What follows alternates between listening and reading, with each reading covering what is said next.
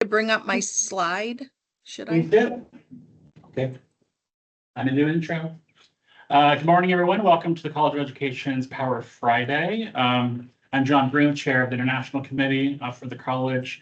In the spirit of International Education Week, I decided to focus on study abroad programs and impact on students and assessment methods.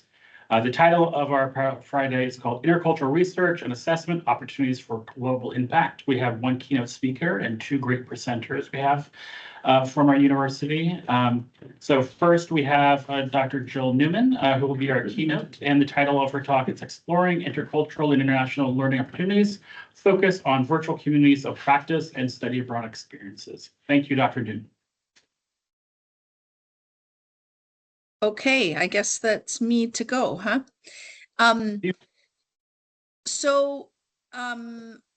Today I'm going to talk a little bit about my research in international education, including both my study abroad experiences, the scholarship related to study abroad experiences, as well as a virtual community of practice that I'll say a little bit more in a few minutes.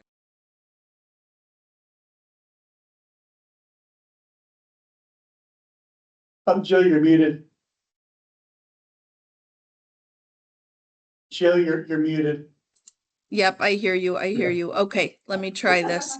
I couldn't get my, let's see if I can make that work. Can you see that now? Okay. Great.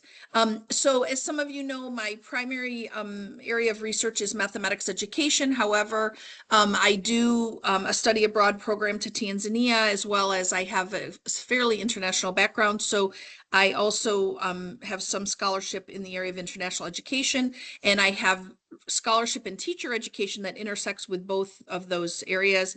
Kind of interwoven throughout my work, I would say, are social justice, service learning, mentorship, and collaboration. Today, though, I've been asked to talk mostly about my international education scholarship, and that will intersect, of course, with my teacher education scholarship a little bit. So I'm going to focus really on two main areas, study abroad, and then, as I mentioned, this virtual community of international virtual community of practice that we call global social justice and education. And I'll say more about that in a minute. In terms of study abroad, I'm going to talk about two projects. One came from a Launch the Future grant in 2016. And the other was a study of my own study abroad program. The Launch the Future grant was actually a study of all the programs in the College of Education, which at the time were 6. And then the second one is just about my program. And then I'm also going to talk about this virtual community of practice. I always like to mention, I also consider Knowing the World Through Mathematics, which is a mathematics course that I co-designed with my student, Mike Locus. I consider this also to be international education research because it is basically looking at global social justice through the lens of mathematics. I'm not talking about that today, though, but that is also, I feel like, part of this picture. So I'm going to take these three projects, the overall study abroad exploration in the College of Education, along with the project that was focused just on my study abroad program, and then this virtual community of practice. And in all three cases, I'm going to talk a little bit about who was involved in the research, what we did in the research, and what we found and or learned. Finally, at the very end of the presentation, I'll just talk briefly about when I look across this body of work, what kinds of connections emerge from these studies. And just, you can hear me okay, everyone? Okay, very good. Thank you. I'll talk first about the project in which we explored all of the College of Education study abroad programs. Then again, this came from a Launch the Future grant in 2016. And I'll tell you, we got our bang for our buck out of this. I don't know, probably Wayne remembers this, but I think we finally ended up using our last dollar in 2022 or something. So we really milked this for all it was worth. There was lots of people involved, faculty and graduate students. Faculty, Kathy Obenchain, I think, was the lead on the original Launch the Future, Joanne, myself, Michael Yo, who some of you probably remember, and then Crystal, Anatoly, Melanie Schaffner, and Denise Whitford were involved in the sense that their programs were involved and they were surveyed and they were interviewed, but they weren't actually conducting research. And then lots of graduate students, some of whom are still here at Purdue and others who have gone on, Alan Krita, Hannah, Michael Locust, Stephanie, Jubin, and Aaron. So lots of great collaboration on this project. So what did we do? Well, we did a lot, actually. It was kind of fun to pull this all together for this presentation to think about what was actually accomplished by this group of scholars across these, let's just call it something like 6 years. We did 15 research presentations, and those are only the ones that I was authored on. So it could be that I'm sure there are others that were presented where the graduate students, for example, were presenting on their own. We also produced a special issue of Theory into Practice. Kathy, Stephanie, and Joanne were the editors on this special issue. Critical Approaches to Study Abroad, Challenging Dominant Discourses, which was with faculty and graduate students around the world, in particular, a group that we often present with at AERA in a symposium. Within that special issue, there was an article that I was the first author on, but I worked closely with Stephanie, Kathy, and Joanne, related to pre-service teachers' understandings of social justice in the context of these study abroad programs. And then we also produced a couple book chapters. You can see Ellen Krita was the lead author on one in IGI Global. And then the same group of people, just mixing up the names a little bit, we published in Education Around the Globe, Creating Opportunities and Transforming Lives as well. So I want to talk a little bit about what we found. And I'm not going to do the middle article. I'm not authored on that article, and there's a lot of overlap between these three. So I'm just going to focus on the article and then the second book chapter, just to kind of talk about a little bit, a few of the things that we learned. So some of this seems obvious, but it's nice to actually see it play out. So the context, curriculum, and co-curricular activities of a study abroad program impact how PSTs conceptualize social justice. So our study abroad programs were all over the world, Northern Europe, Honduras, Germany, Tanzania, England, and Romania. And so in each of these, you really saw it play out differently in the interviews and the survey responses. The ways in which students were talking about social justice seemed to be related to their experiences in the study abroad program, including where they were, like space and place, as well as the things they were doing in that program. In addition, and this intentional focus on and examining social justice in the context in which you are in your study abroad seem to broaden and deepen their conceptualization. So they go in to these experiences with some ideas about social justice from their own experiences, and then those conceptualizations get deepened and broadened through these experiences when we're intentional about those experiences. So it's interesting because when asked about social justice, the participants would respond in the context of their study abroad program, which makes sense. So they would talk about, if they were in the Germany study abroad, they would talk about particular things. Tanzania, they would talk about perhaps different things. But it was interesting that even when prompted, students were often not able to or didn't mention parallel injustices in the US. And so they were seeing kind of social justice issues as kind of outside of our context rather than these parallel injustices. So the question, of course, for us was, what types of programmatic changes could you make that would help students to expand their conceptions of social justice beyond just these host country phenomenon, but also back to the US educational context in which they'll be teaching. And then we also lots of other things were mentioned in these interviews by by the pre-service teachers things about their conceptions and dispositions like empathy, cross-cultural understanding, critical reflection, global citizenship, and a desire to help students who are othered in some way and or awareness of social injustices.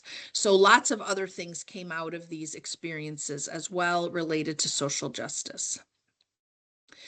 So in the book chapter, and again, there's a lot of overlap here, but in the book chapter, we really focused on an analysis using Kasdan's framework of social justice. And she talks about redistribution, recognition, and representation. And this in this article in particular really was focused on the Honduras and the Tanzania programs. She talks about these various dimensions, I guess, of social justice. And students, it was interesting for us because in student responses, they were very comfortable and often talked about redistribution. There's more here than there, for example. You know, they have more human resources or more financial resources or whatever. That was a very comfortable space, and students seemed to be able to give examples of that. But when we go to things much more related to power structures, like recognition and representation, who has voice in decision making, who is recognized in the curriculum or represented in the curriculum, students were much didn't contribute as many examples related to that and seemed to be maybe not as forthcoming maybe with those kinds of things. And I think we see this actually in our own, both our national discourse and maybe even our university discourse, that there is this kind of multiculturalism, diversity, inclusion, equity, that kind of language seems to be language. But getting into language related to power, things like social justice, things like critical race theory, people push back on those ideas a lot. And I think, I don't know, we hypothesized at the time that, you know, this is somehow seems related to kind of culpability, right? When you talk about things like distribution, it's like there's more there than there, but there's not this really kind of like why is there more there than there? What are the reasons behind that? Who has power? Who's making these decisions or causing, let's say, this phenomenon to happen? That all seems to make people more uncomfortable. And we actually I see a parallel to this in math education. One of our preeminent scholars, Rochelle Gutierrez, she has a framework, and in which there's a dominant axis, which is access and achievement. And in that way, in that one is that's the axis which gets most represented in research. And it's just about who has access and who achieves, right? But the other axis, the critical axis, which is power and identity, is much less researched, although this is changing. But it's also maybe a less comfortable place to be for people to talk about, because again, it has to do for the reasons why this differences in access and achievement exist. So I don't know, but we had conversations about this at the time, I remember, in this project. So one of the things Joanne and I decided to do, and we have not analyzed this data, Lord have mercy. So if anybody wants some data analyzed, we decided in the next iteration that we would actually explicitly use this framework with our students. We would talk to them about redistribution, recognition, representation, what those meant, and then we would actually ask them questions explicitly where they are asked to address these different dimensions. So we did that actually, and we actually also did a similar kind of thing with the global consciousness framework, which is now part of the global studies minor, and brought in issues of global sensitivity, global understanding, and global self, and actually tried to explicitly bring those into our study abroad conversations with students. So then moving on to my own study abroad program and the research that I did, this was just one study. I was at the time, one of my graduate students at the time, Michael Lolkus, he had participated in my program in 2010. And also I had an ERT at the time, Laura Duke, who had been a participant in my program in 2017. And so the three of us decided that we would do a study of Maymester in Tanzania. And what we did is a survey of at that time, there were about 200 past participants. This was pre-COVID that we did this study. So it was basically 2010 to 2018. We surveyed all of those past participants and we did a corpus and thematic analysis to kind of determine or to explore the themes that emerged when we analyzed the open-ended questions in which participants shared their memories and their perceptions of their experiences, and also how the participation in the program from their perspective impacted their life. And some of the students who participated in the survey, they had gone in 2010 and we're doing this study in 2018. So some time had passed since then. We published 3 articles out of this work. Again, we have another one that's in the works that has never been submitted, unfortunately. So I guess we could go back and still do that. I don't know how that happens. But maybe you guys in the room can relate to that. But one of the articles, Mike Locust was the first author, and that was in Frontiers, which is actually a study abroad journal. And then Laura Duke, who was the undergraduate, she published one article with Madison Bush, who was another participant. They published an article in the Purdue Journal of Service Learning and International Engagement. And then she also published in JPER as well. But what we found was interesting. And again, not surprising, which findings are often not surprising, but it's nice when you do an analysis and you think, yeah, there it is. That's what I was thinking. But that the respondents really reflected on the people they interacted with in their study abroad experiences. That was the thing that really bubbled to the top in terms of the things that had impact, and especially longer term impact for them. And they mentioned, again, this is related to the other project, the other study, in that this intentional planning of context, curriculum, and community engagement seemed to enhance their opportunities to develop those cross-cultural relationships, which of course, for me was critically important because the reason I take people on study abroad is because I want them to have these cultural experiences. And so really thinking about where you're going and what you're doing. What are you doing in your community? What are you doing? What are you reading? How are you discussing? How are you interacting? All of those things really in just intentionally creating opportunities for students to be engaged with their, let's say, host country colleagues. So for example, we do in Maymester in Tanzania, we do a study abroad, we do lots of service learning projects, and they plan those and implement those with Tanzanians. So that gives this activity around which they get this opportunity to engage. We also spend 3 weeks working in schools. So this student, Jean, who was in the 9th year of the program, and these are pseudonyms, the teachers at Hekima Secondary School had the most impact on me. We spent the majority of our time with them and were able to learn so much about Tanzania and its culture through them. I learned how much they value their language, customs, and families. I left Tanzania with an appreciation for the culture and people, but also left me feeling more motivated to bring my experiences into my future classroom. So that's what I'm really hoping for, right? Is this idea that this will impact their subsequent, as I say in that bullet, subsequent interactions with people from diverse communities, and certainly what teachers do in their future classrooms, these pre-service teachers. And then finally, global social justice and education is a virtual international community of practice. And who was involved in this project were Joanne, Fillion, and I, and then 3 graduate students, Bima, Rose, and Lily. Rose is still here at Purdue, and Lily and Bima have gone on to faculty positions elsewhere, but we still are doing work together related to this.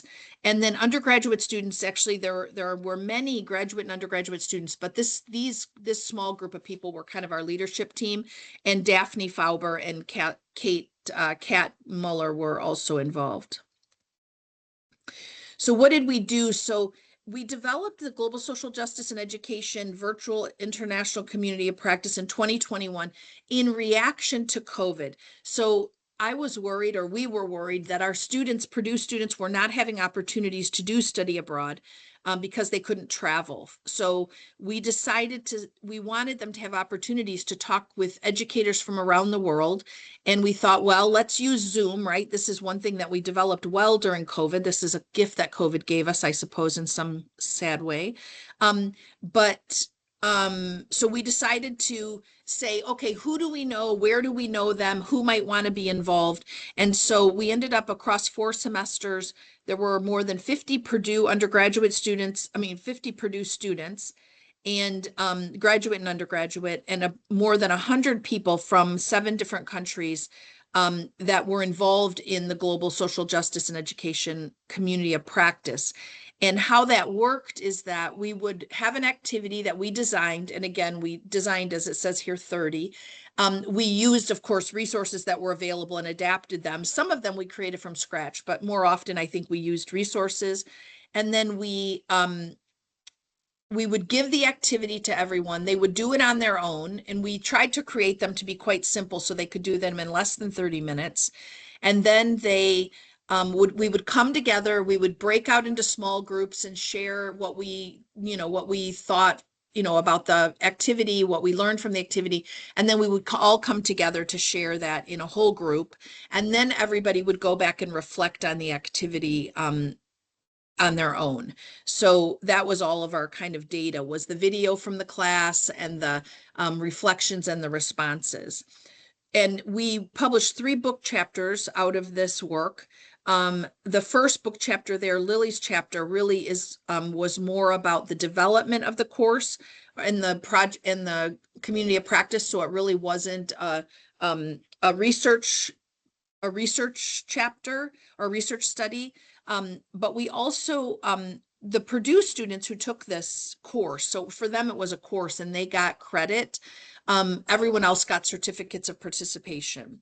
And then the other 2 articles there, in which Bima's the first author on both of those, were both research studies. We also did 6 conference presentations. Again, that's the ones that I was authored on. I'm sure there are others that graduate and undergraduate students did. Daphne and Kat published in the JPER undergraduate research journal as well. And then we have this book in progress that we are busily wrapping up, which is we're finalizing the chapters right now, doing final edits on the 23 chapters. And then we've just revised the introduction and working on the conclusion. So we really are getting there slowly but surely. And this book had collaborative activities. So it really is an activity book, a practitioner book. 4 editors, Joanne, myself, Lily, and Bima. And then we have represented in the chapters 17 authors from 8 countries. The activity chapters, each chapter has an activity and then a brief analysis of the community members' responses and reflections for that activity. And I'll just give you a brief example. So one of the activities that we did is called What's in a Name? And this is an activity that I think we pretty much developed from scratch, but I think we were kind of, noodling around in Google as well to get ideas. But basically, it was just about what's your name. So some of the sample questions, usually we had about 7 to 10 questions that people had to answer. These are some of them. So just what's your full name? What, if any, is the meaning of your name in your family, in your country, in your culture? And then who named you and who typically names babies in your country and culture? So that's just a sample of the questions. And then when we took all of the responses from the participants and we took all the reflections from the participants, so 2 different kind of data sources plus the activity videos, the themes that emerged from the analysis was a patriarchal and gender implications of naming, as well as names often signaled other social identities. And this was across countries, really. Racialized identities, religious beliefs, even social class, caste, even geographic implications. It could show where you lived in the country even. So lots of implications, but a kind of simple activity that really allowed us to really dig into cross-cultural kind of phenomenon. So from all of these things, the book chapters and the book that we're working on now, some things that we learned. One is this use of multiple frameworks that enhanced our community of practice. We were really grounded in the UN 2030 Agenda for Sustainable Development. That's kind of where we grounded our work. But then we also used the Kasdan framework that I mentioned earlier, this redistribution, recognition, and representation dimensions of social justice. We also used Deerdorf's intercultural competencies was another framework. But each one of these kind of gave us a different perspective and a different lens through which to see our work. Sometimes we were using them implicitly. The leadership team was kind of embedding them, and other times we actually talked about them explicitly as well. What we were, I think, most amazed by, I think Joanne and I particularly, is that these seemingly simple activities like this What's in a Name really gave great opportunities for rich cross-cultural learning experiences for all of us, actually. And of course, cross-cultural research and collaborations have their own set of inherent challenges and complexities, time zone, language, technology, and on. But we really found that in spite of those challenges, these opportunities for learning from one another and with one another really far outweighed these challenges. Also, this idea that being part of this community of practice gave us opportunities to really think about our own assumptions. And people, even a lot of times in the responses and reflections, they would talk about, I thought that, I assumed that. Before this conversation, I would have thought such and such. So I think that gave us all opportunities to really think about the things that we assume about other cultures. And we, at the end of every semester, we would, and again, there were 4 semesters of this course, we would debrief with the pre-service teachers who were in the course, and they would, some of the things that they talked about in that debrief were the opportunities that they had to explore their own personal identities, cultural values, and social justice in local contexts, as well as learning about others' cultures, values, and kind of the more global perspective. Also developing their intercultural sensitivity and communication, and just awareness of the global social justice issues around the world and how they relate to our own local issues. We also have come to think that somehow this diverse community simulates the future classroom of our pre-service teachers in some ways. And they actually allude to this, that interacting with, because some of our students come from quite not from diverse backgrounds, let's say, from quite homogeneous backgrounds. And so this idea that they're in this room with all these different kinds of people actually maybe gave them opportunities to think about how they would interact in subsequent diverse communities. So then, after thinking about each of those 3 projects, I just asked myself kind of, what do I see that goes across these studies? Of course, I was part of all of these studies, and I have my own set of positionalities and priorities and beliefs. So certainly not claiming that this is any objective kind of set. But for me, these are kind of some of the things that emerged. One is, again, I won't say all of this again, but this use of multiple frameworks and how each framework really allowed us to think about things in different ways. And that was true in our larger project about all the study abroad programs. And it was also true in the GSJE course as well, or experience. This intentionality, the importance really of the intentionality of context, curriculum, and community engagement, and how that provides a range of opportunities for learning. So in GSJE, who's going to be in the room? What is going to be our written curriculum, and how are we going to engage with one another? So when we're come together, what are we going to do together that's going to enhance our learning opportunities? And the same in study abroad, thinking about Tanzania was a purposeful choice for me, and the things that we read are purposeful, and the projects that we do, and the fact that students are in schools for 3 weeks, all of those things are purposeful and intentional to provide a wide range of learning opportunities. in all of these experiences, engaging in cross-cultural relationships is complex. This is why I think some people choose not to do this. Some people choose to be around people who are like them. It is easier. But no doubt the benefits outweigh the challenges, whether it's face-to-face or virtually. The things that we learn from people who are different than us, who have different experiences than us, in lots of different ways, difference conceived very broadly, we can learn so much. And in also parallel, I would say with that, or related to that, is this idea that when you're working with, I mean, when we especially in GSJE, we've worked with huge groups of really diverse scholars, but any project where you're collaborating, there's going to be a lot of diverse perspectives. Sometimes it's less efficient. It's probably easier for me to sit in my office and write by myself. But I would argue that the quality, however you want to define quality of the products is enhanced, as well as, of course, the process is just much less enjoyable. And I think we learn a lot more when we're working with other people, and the project, I think then your product ends up probably speaking to more people as well.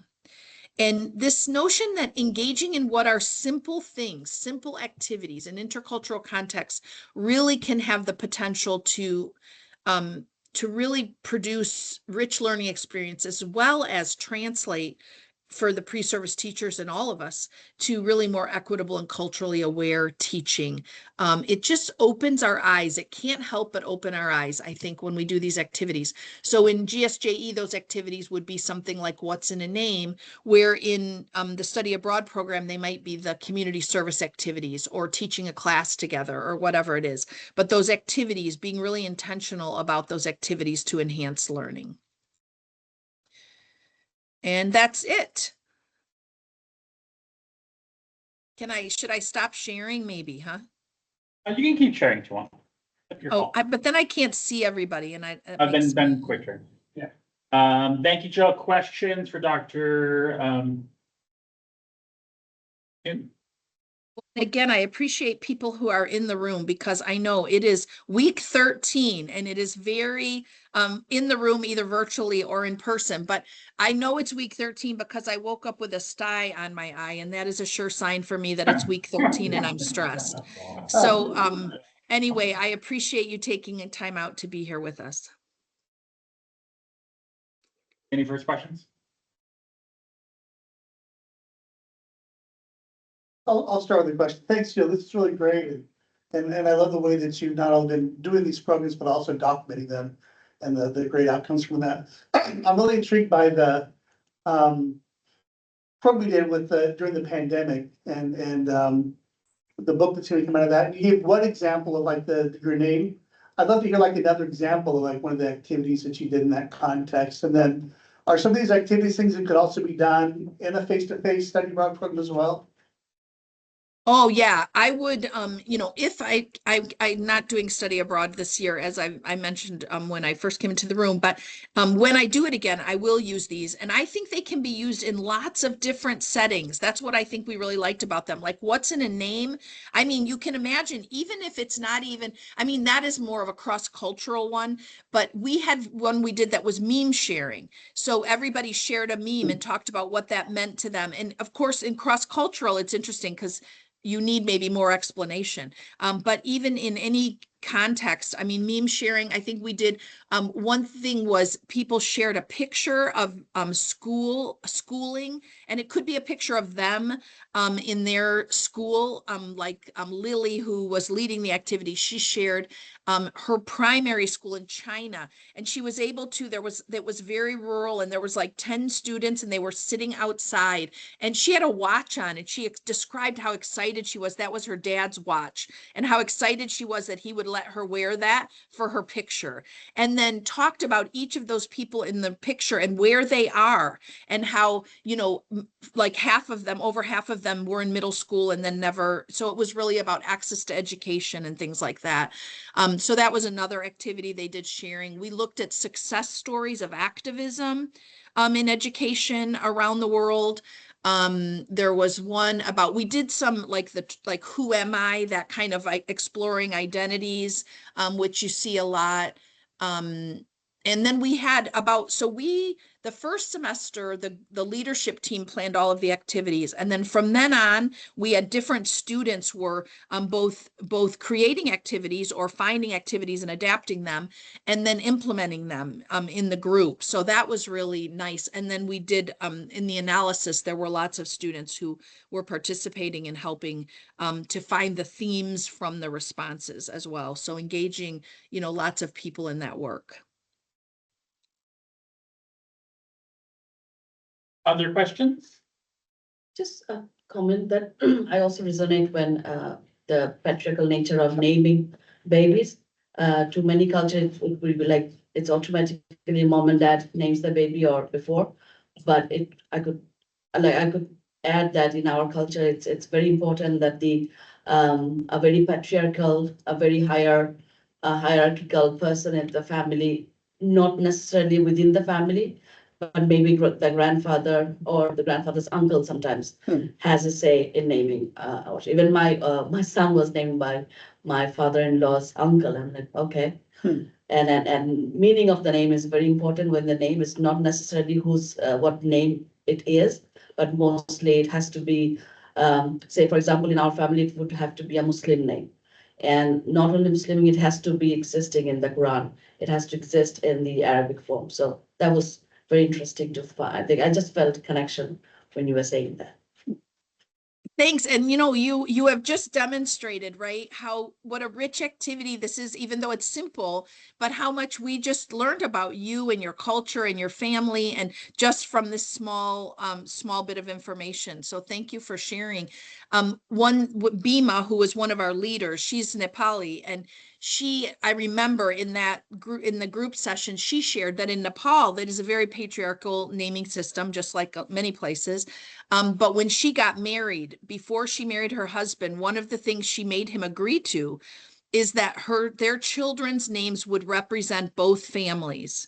And so how this changes over time as well, and as people have different experiences, how people start to think about naming in different ways as well.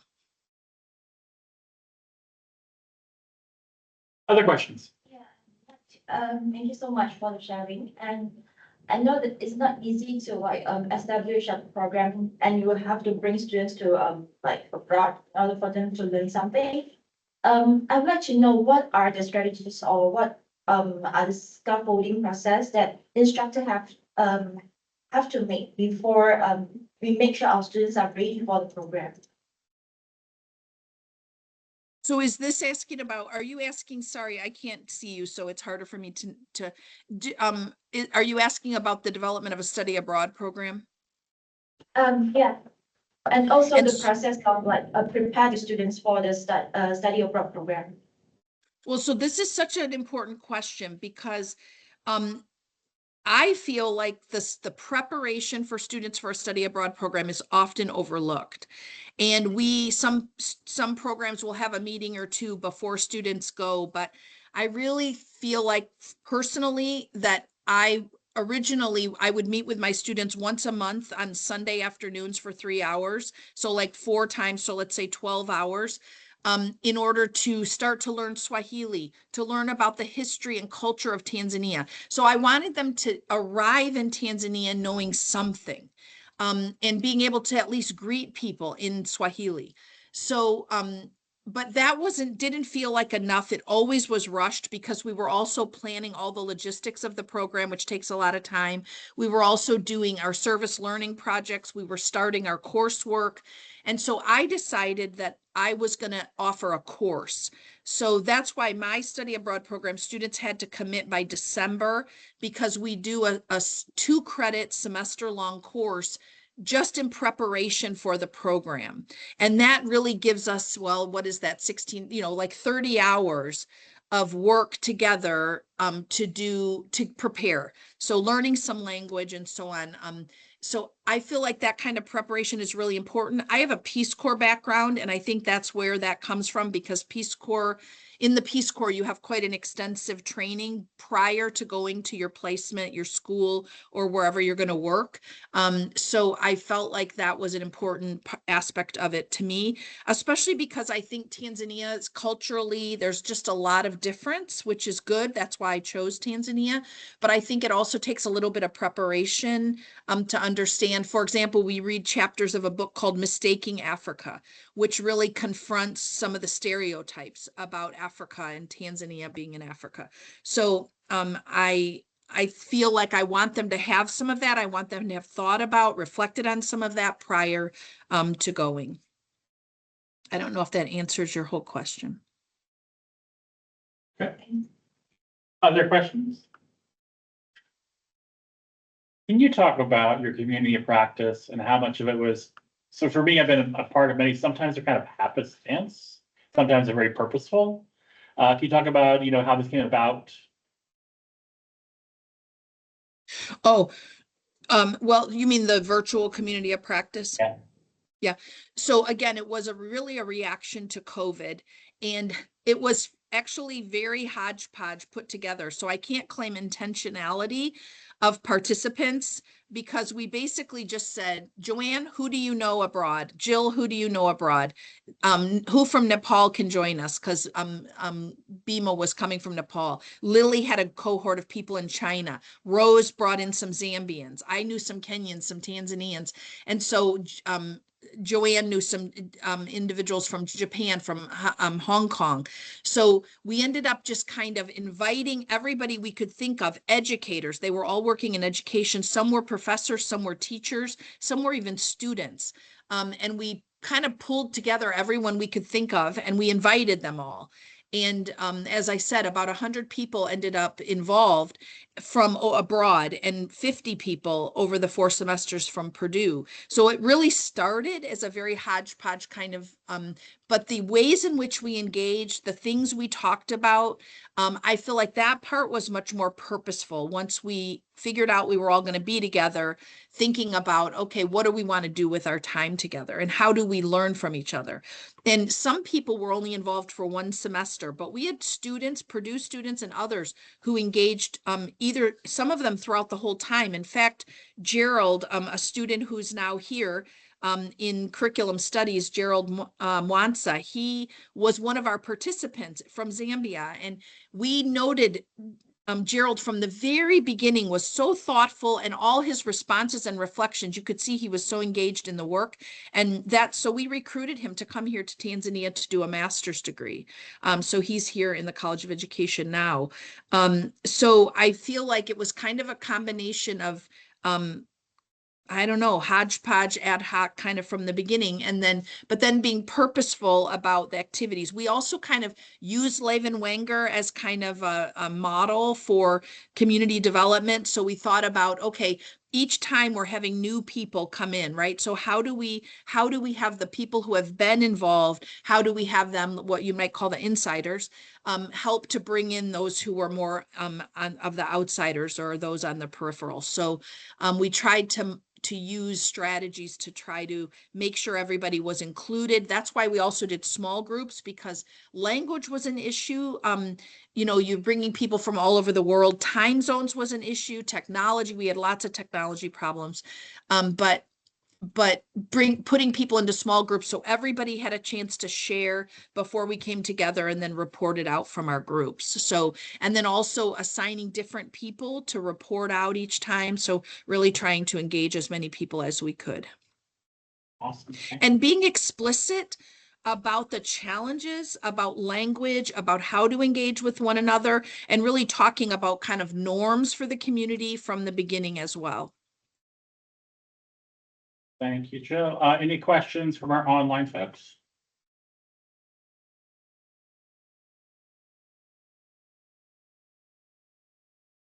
Questions from the room, colleagues, grad students? Jill, so what you show is incredibly scholarly, productive for some of our grad students, can you potentially talk about some of your decision making, how to kind of split up articles and presentations or chapters, or kind of what can go where? Because I do find, we were just talking about like dissertations, students' inability to a degree, which I understand because you have a relationship with your dissertation, to cut it up and put things in different places, and how to like kind of change frameworks or scopes or different ways of looking at your data. Yeah, so I think one of the things that's really important to me whenever I'm part of a collaboration, and these were 3 examples, is that everyone has to find their place in it. They have to find out what is it they bring to it, what is that they contribute, but also what can they gain from it? What can they get from it, right? We have to be strategic in academia as well. So how do we, asking people explicitly, Laura Duke, for example, as an undergraduate, okay, Laura, what are you're going to do this project with Mike and I, but what are you going to get out of it personally? And really encouraging her to publish in the undergraduate journal, for example. Really thinking about what are the pieces of this that we can break up, and talking, taking the time as a group to talk about what are the parts that different people are interested in, where can we publish various pieces of this. You notice we had quite a few book chapters. Sometimes book chapters, something would come across mine or Joanne's, or one of the graduate students even thing that there was an invitation to publish in a global book, and we would say, okay, can our work fit there, right? So trying to find ways to make your work fit, and then having different people take the lead so that everybody's involved in all of them, but different people are leading various efforts, so that then when we would come together, we would kind of make time for each. And again, I do this in other projects, not just these projects, but making time for people to say, okay, here's where I am on the article I'm working on, and here's the questions I have, and here's what I need help with. And really finding ways to parse the data, and also really going out there and what do you call, like, hunting for frameworks that would help us. We were so excited when we came across Kasdan, and I can't remember when that exactly happened, but it really helped us. Like, it illuminated things in our data that other frameworks weren't illuminating. So also always being open, because sometimes we're used to the frameworks maybe that our advisors use or our chairs used or that we've read in the research, but continuing to look for frameworks, and knowing that you might go in with one framework and come out with a different framework. It might be that a different framework ended up better able to highlight what you want to highlight in your research. So I think really just thinking of collaboration in the truest sense of the word, that what is everyone going to put into the enterprise, but then what is everyone going to get out of the enterprise? Because that is a reality that we all are dealing with, that you have to get stuff out of it, or else the time is probably not well spent. I mean, that sounds terrible, but it's, yeah. Thank you. Other questions online or in person?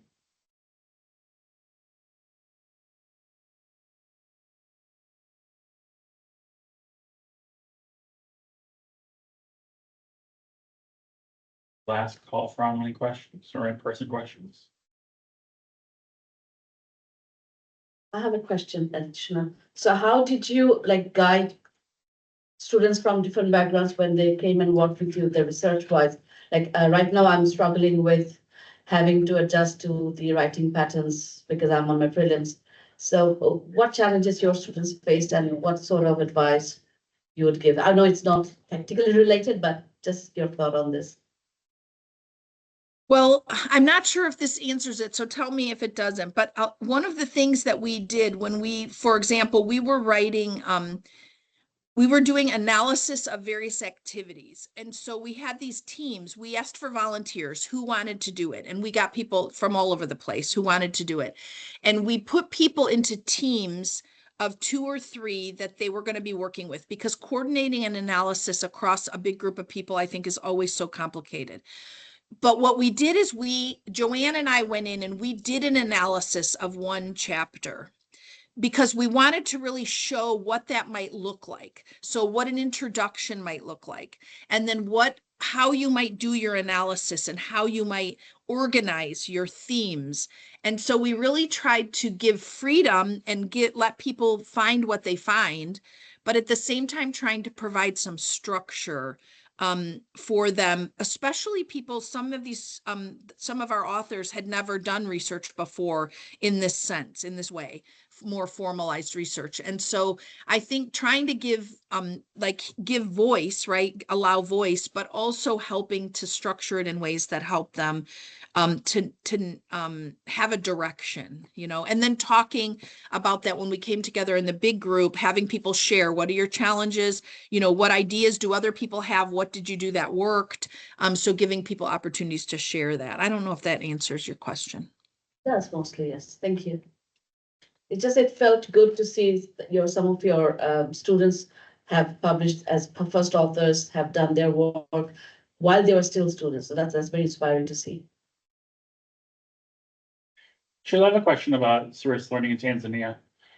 So have you always done service learning when you're there? And how do you prepare Western students for doing service learning in a culture which is not around? Such a good question. So I've always done service learning in my project since the beginning. 2010 was my first year, and we had one service learning project, and that was we worked with an orphanage, 2 students in the group. We had 10 students that year. 2 of the students in the group led that effort. But then I realized everyone should be doing this work. We should all be involved in service learning. And so by the time, let's say last year, the project, everyone, it's required to be part of a service learning project.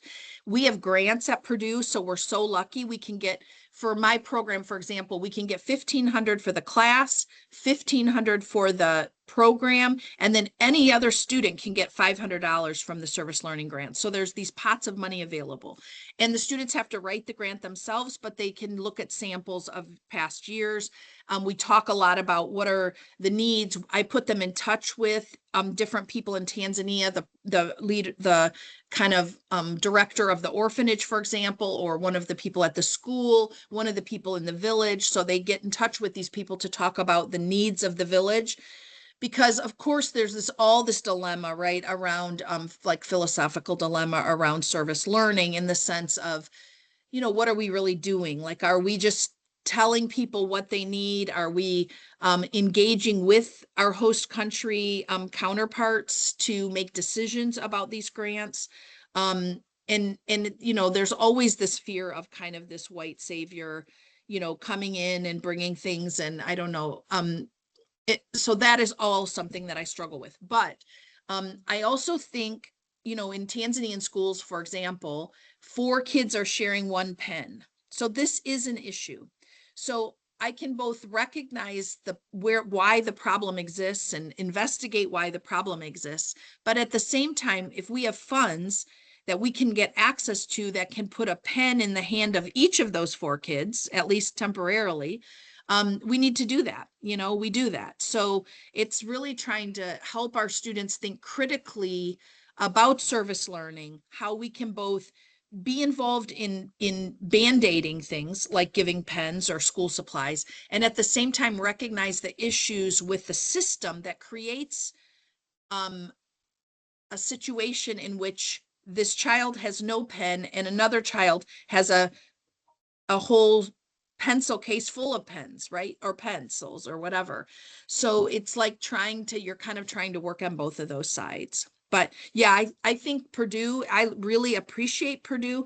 In fact, the year that we didn't go for COVID, it made me love Purdue so much, because we weren't able to travel, and we had over $10,000 of service learning grants that we had already written, and we were already in the process of implementing with our partners. And we were 6 weeks from travel. And then COVID hit, and Purdue allowed us to keep that money and engage with our counterparts in Tanzania virtually in order to either do the projects as described, if that was possible, like providing school supplies, or modify them to do something that was both possible, but also more urgent given the COVID pandemic. And Purdue let us do that with those funds. And I will forever be grateful for that, because those funds make a big difference in the village in which we work. That's actually really impressive. Cool. Other questions? We have just a few minutes left before 11.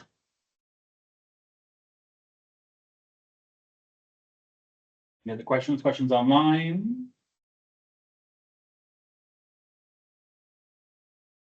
All right. Thank you, Dr. Newton. Appreciate your.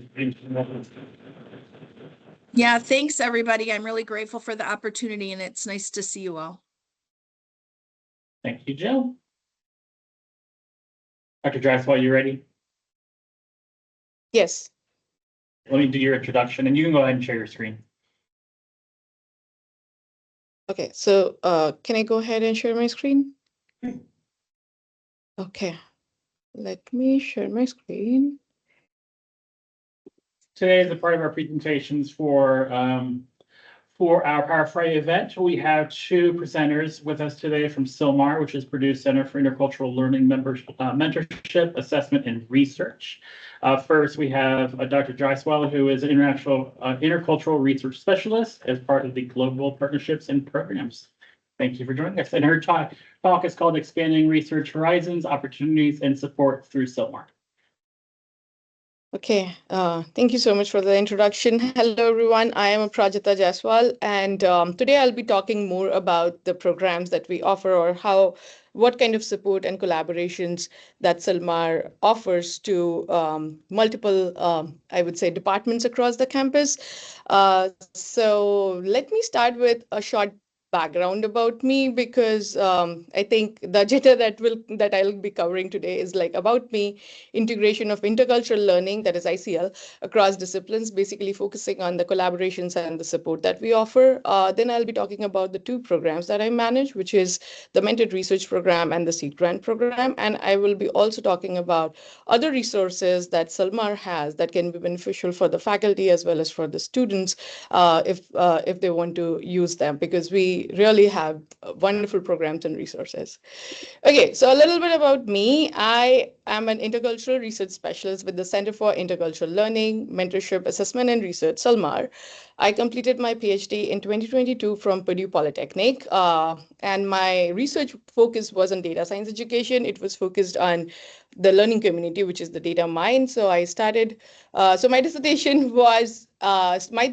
started as the data mine started, I would say. So from 2018 to 2022, I studied that how students form identity, sense of belonging, and how do they learn data science. So that was my dissertation. I actively work in the domain of STEM education, teamwork, and engineering education. So with my current role, what I do is that I try to integrate intercultural competence into various disciplines, including STEM, because I come from a technology background. I work in intercultural competence, so that helps me to bridge that particular gap and help understand STEM folks, or basically engineering folks, to integrate intercultural competence into the curriculum. I actively work with faculties on campus to write grants. I do curriculum design and do a lot of training and workshops. As mentioned, I manage these two programs. I'll be talking about the Mentored Research Program and the Seed Grant Program in my upcoming slides. And as part of the services, currently I'm assistant editor for the Frontiers Journal, which is a study abroad journal, which is called the Interdisciplinary Journal of Study Abroad. And also I'm on the editorial board of Humanities and Social Science Journal, which is a nature journal. Okay, so integration of intercultural competence across discipline, the research support and collaboration. So I can say that we work with almost all the departments, like many departments.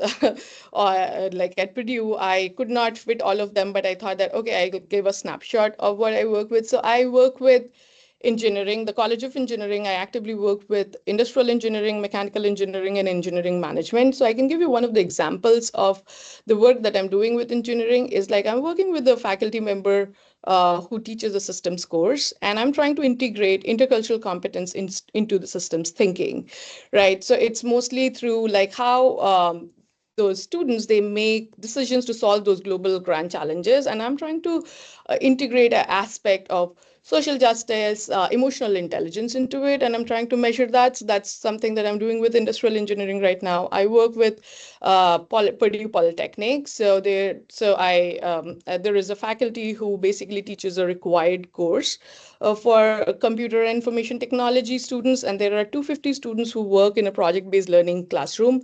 So we have integrated something called portable intercultural modules into those classrooms to help students understand the various aspects of teamwork, because they all are freshman students, and we are trying to integrate intercultural competence through teamwork.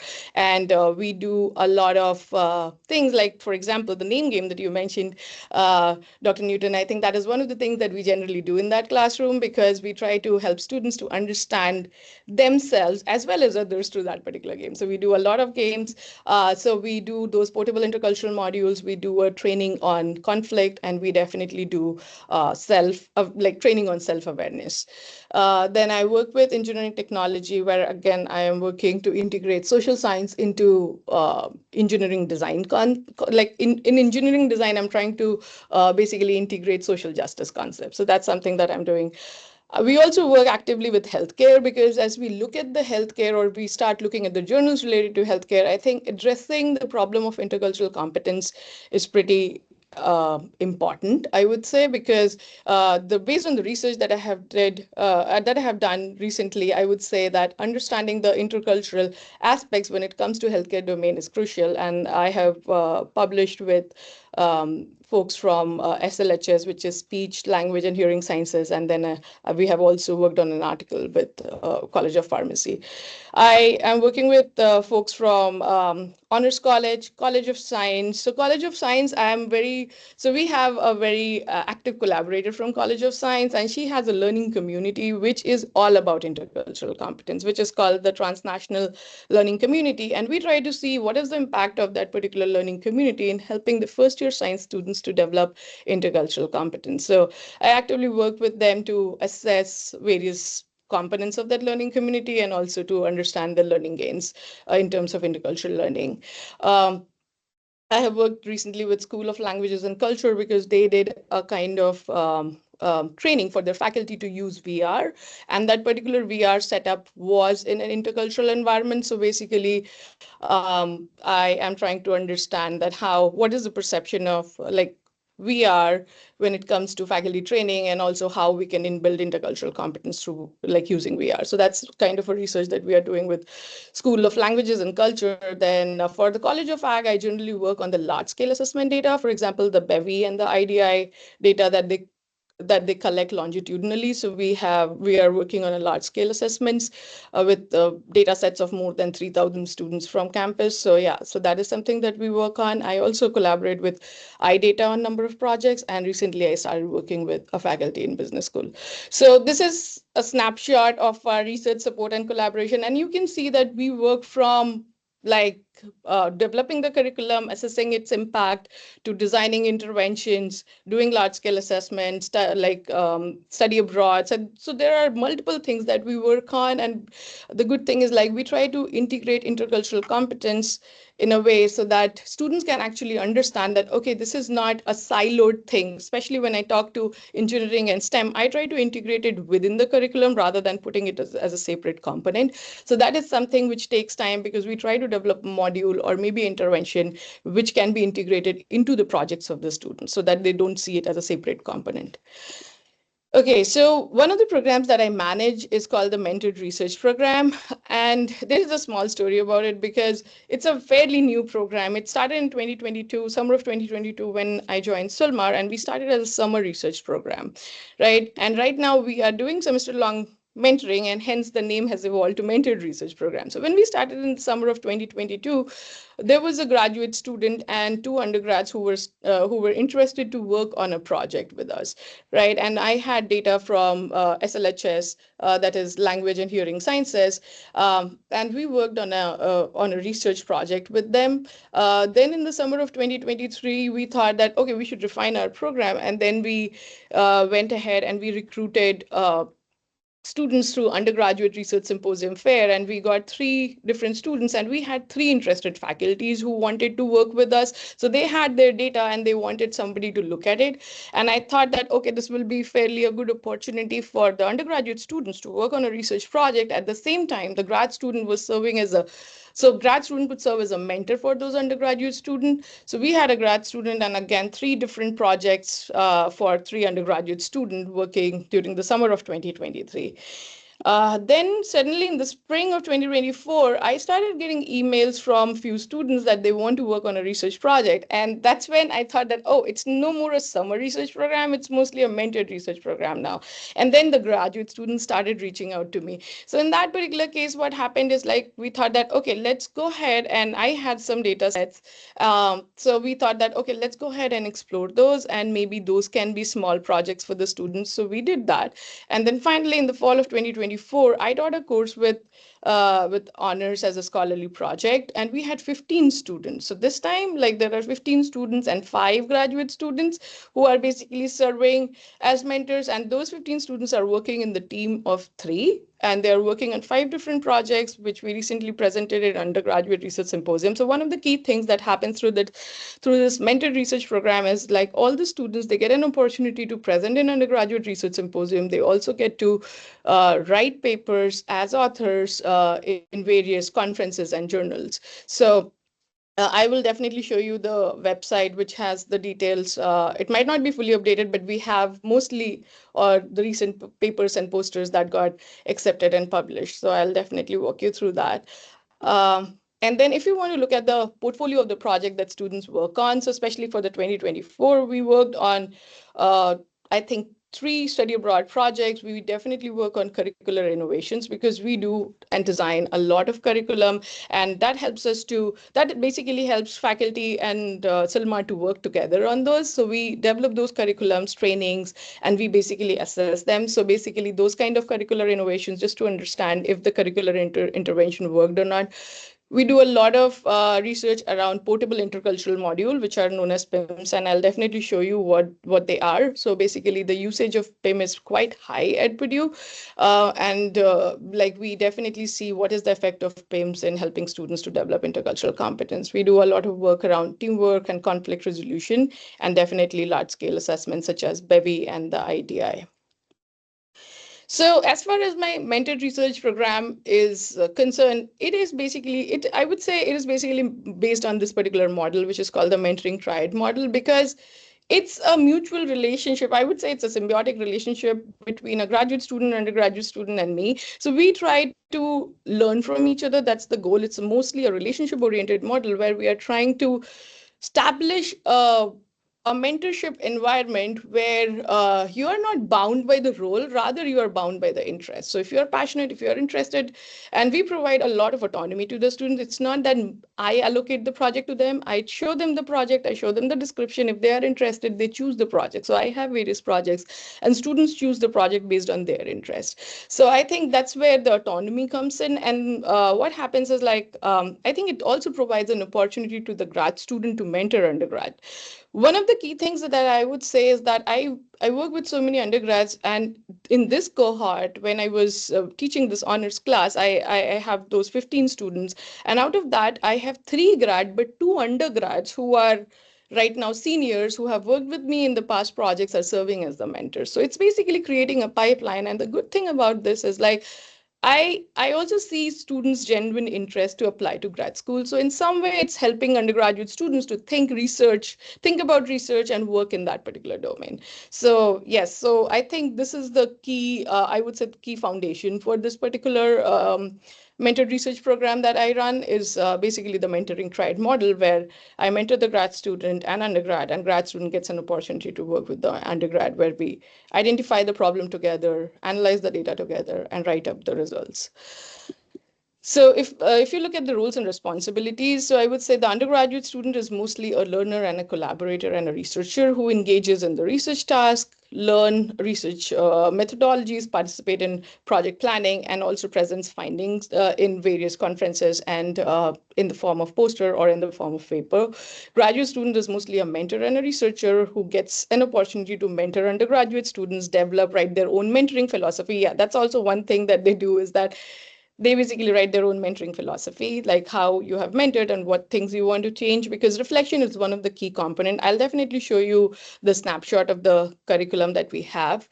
And then they manage the parts of the research project, because when it comes to the research project, I try to give them it's more of a cognitive apprenticeship, where I try to give them the opportunity that, hey, start looking at the Gantt chart and tell me that where we are and what we have to do, because I want them to own that particular project as their own, right? And try to see that, okay, can we do this? Okay, this is what is pending. This is what I need. I think there is a lot of project management and time management goes in. And those are some of the skills which is very hard to, teach students, especially through a course. It's mostly like, okay, you bring them in a project that they are interested in, and you can see those things developing, right?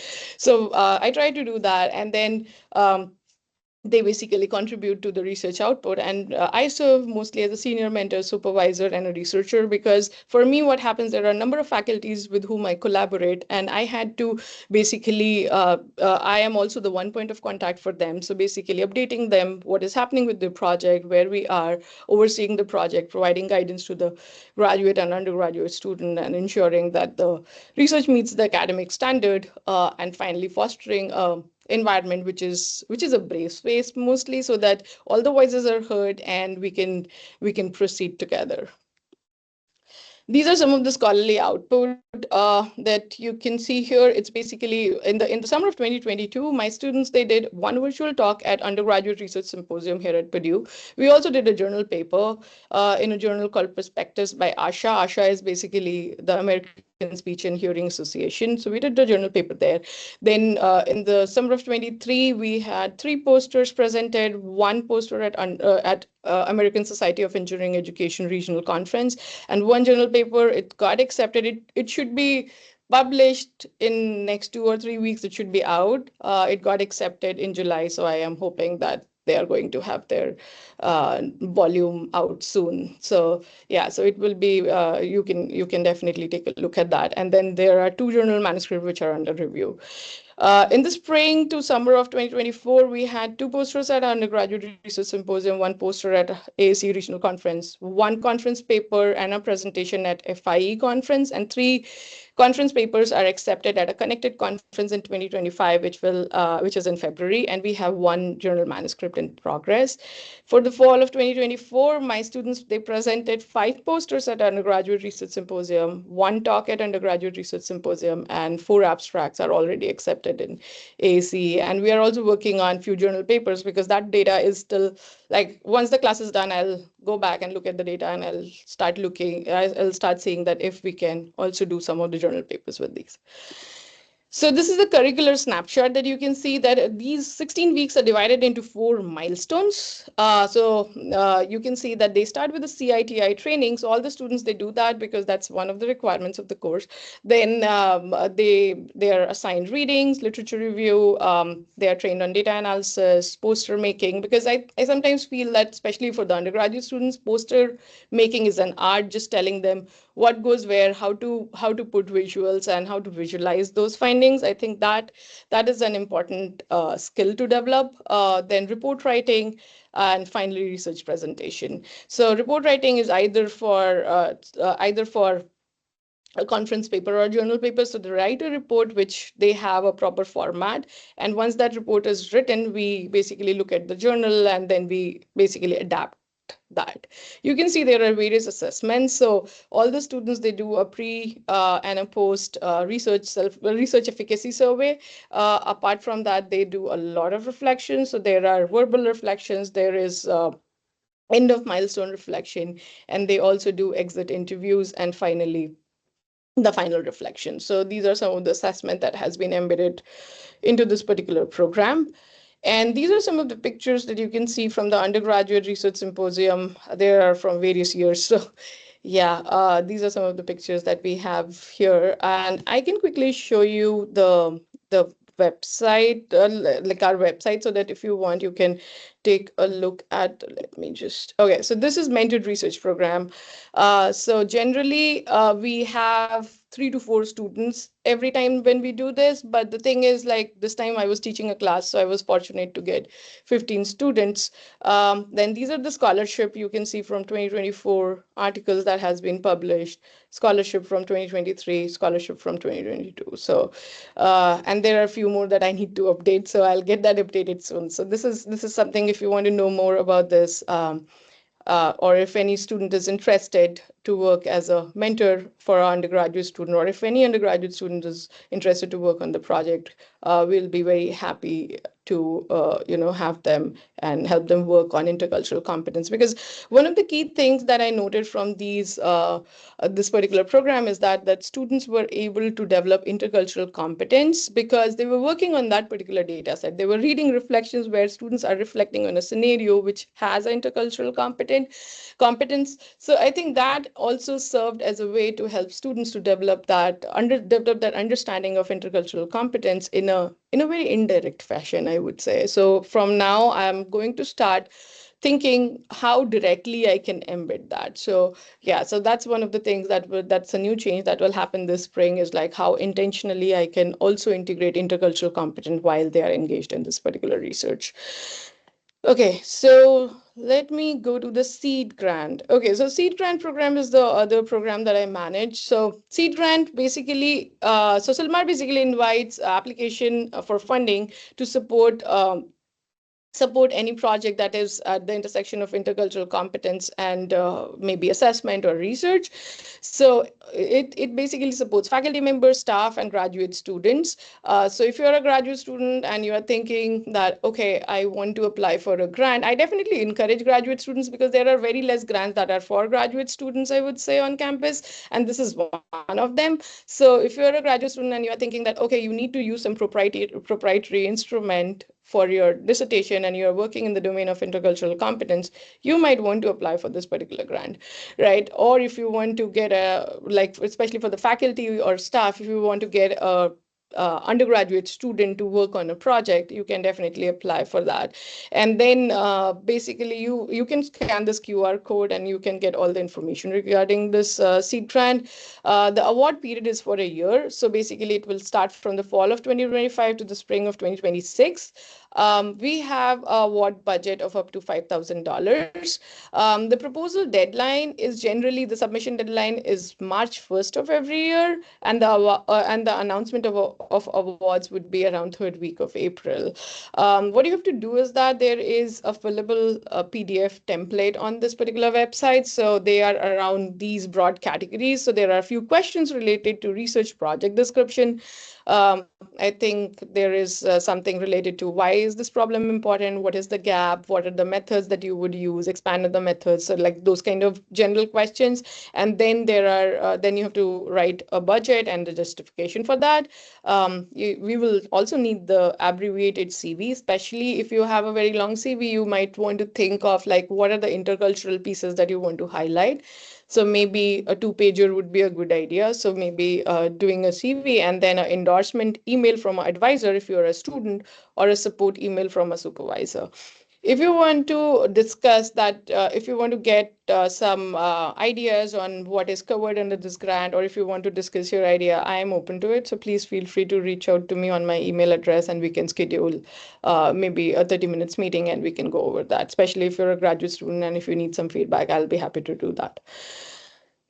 Okay, so that is what is the seed grant program is. There are other resources that CILMAR has. One of them is the portable intercultural modules, and this is the QR code for that. So these are basically online self-paced module which are accessible through the Brightspace. So basically, if you like, there are around 16 modules that has been developed by one of our lead intercultural learning specialists, and these modules are 60 to 90 minutes long.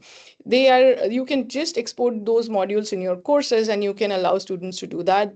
These modules, they have series of videos, reflections, readings, quizzes already embedded. The good part is it also gives you the flexibility if you want to change something. And this ends with a capstone reflection. So if you want to change anything, right, or you don't want something, you have the accessibility to do that. They are theoretically grounded. So their learning outcomes are mostly based on the AACU IKC rubric. So you can definitely take a look, like if you plan to foster maybe openness or curiosity and empathy, so you can choose the module related to that, right?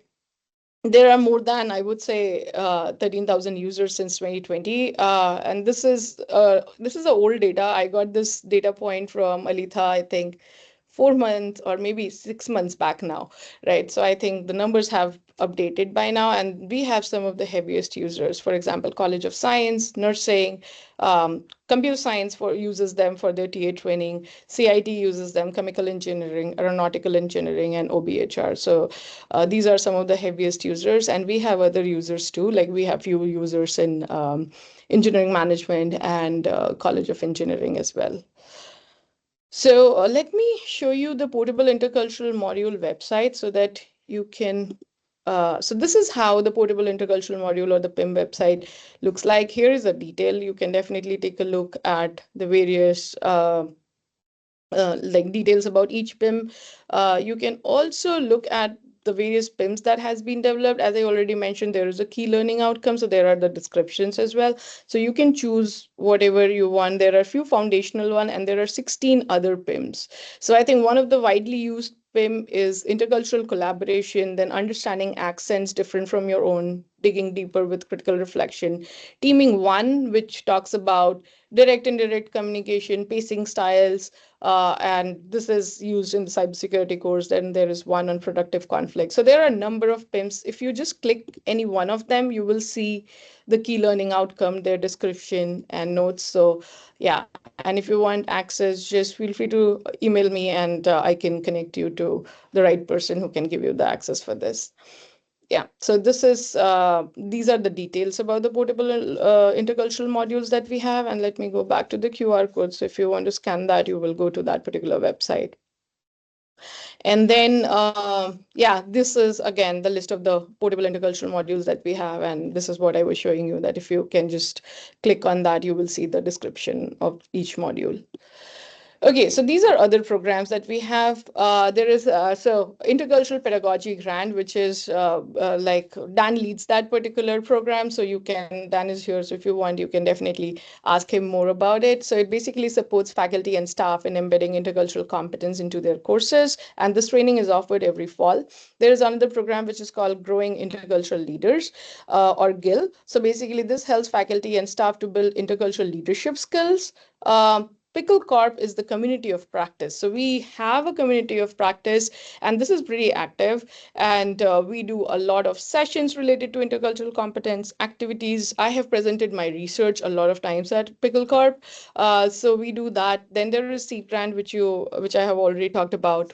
Worldview Workshop is another good opportunity for any faculty or staff who is interested in learning about intercultural competence. And there are 6 interactive virtual sessions where you basically go through various kind of activities, and you learn about many tools, and you also get opportunity to self-reflect on your intercultural competence development, and in the end you earn a certificate.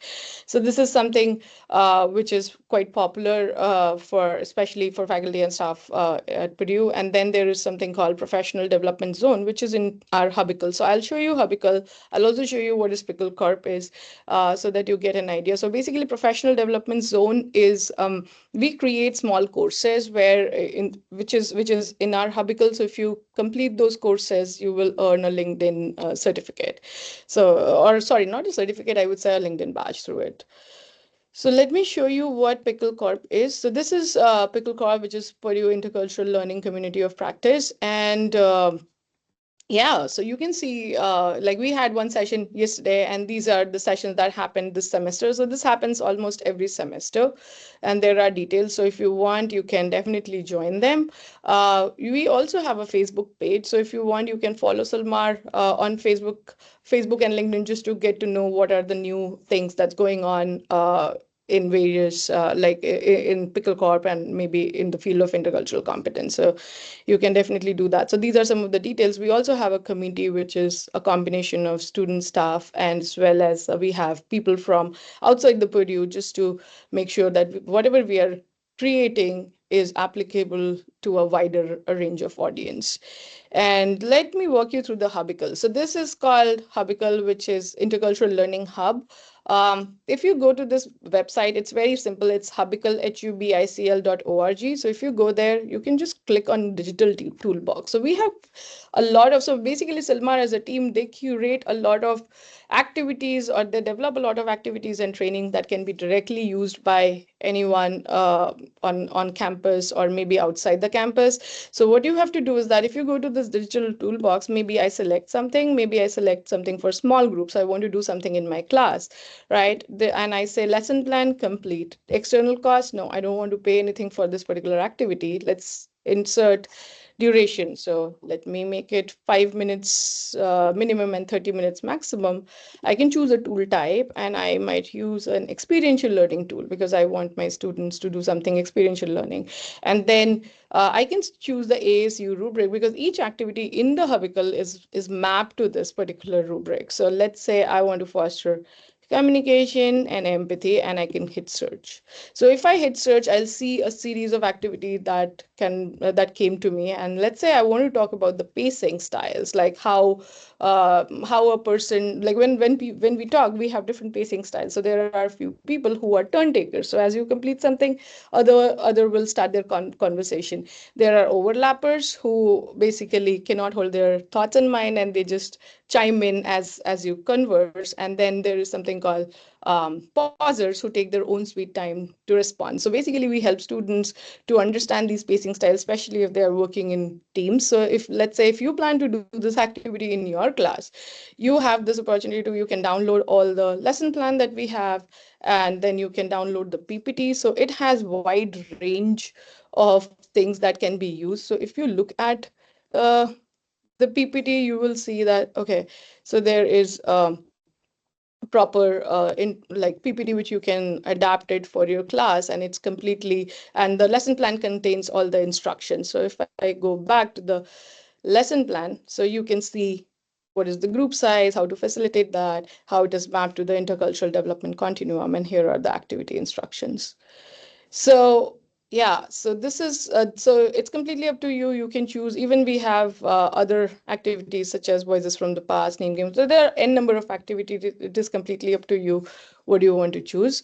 And let me go back to my slide deck. Okay, so yeah, and this is what I was telling you about the Hubicle. So feel free to scan this QR code, and you can go to Hubicle website. I also had a demo for the Hubicle. It's the same thing that I talked about. So yeah, I can just skip this and maybe, okay, I cannot. It's just 1 minute, so maybe we'll do it.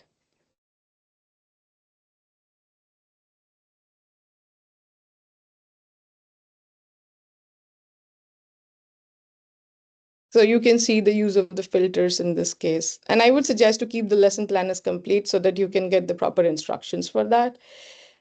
Duration, you are free to use durations. If you don't want to, that's completely fine.